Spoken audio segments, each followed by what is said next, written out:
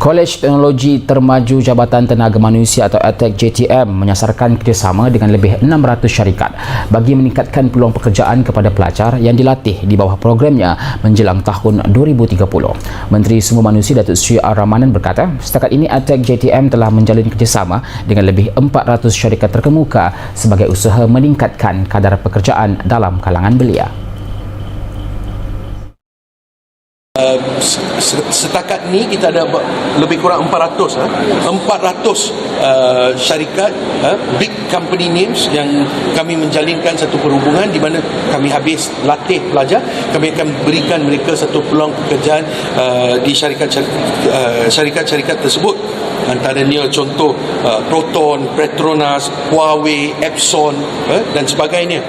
Menurutnya, kadar kebolehpasaran pelajar yang dilatih turut direkodkan tinggi iaitu 95.5% dengan tahap kepuasan majikan mencecah 97.2% sekaligus menunjukkan pencapaian JTM yang memberangsangkan. Beliau berkata demikian selepas pemeteraian memorandum persefahaman antara EdTech JTM dengan Malaysia Airlines Berhad Engineering Services pada Selasa. MOU tersebut merupakan salah satu inisiatif dalam meningkatkan kemahiran pendidikan dan latihan teknikal vokasional atau TVET khususnya dalam bidang penyelenggaraan kapal terbang sekaligus memberi jaminan peluang pekerjaan kepada pelajar terlibat selepas tamat pengajian. Tetapi terima kasih atas kerjasama JTM dengan MABES.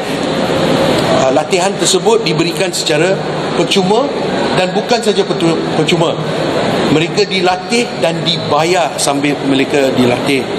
Kedua, mereka diberikan guaranteed job employment. Jadi mereka habis latihan mereka bukan saja diberikan secara percuma, bukan saja mereka dibayar untuk menjalankan latihan tersebut, maka mereka juga mendapat satu peluang pekerjaan yang telah dipastikan. Beliau turut menzahirkan penghargaan terhadap komitmen dan usaha berterusan warga EdTech JTM dalam menyediakan latihan kemahiran teknikal yang menekankan pembelajaran secara praktikal, penggunaan teknologi terkini serta pengukuhan kerjasama strategik bersama pihak industri.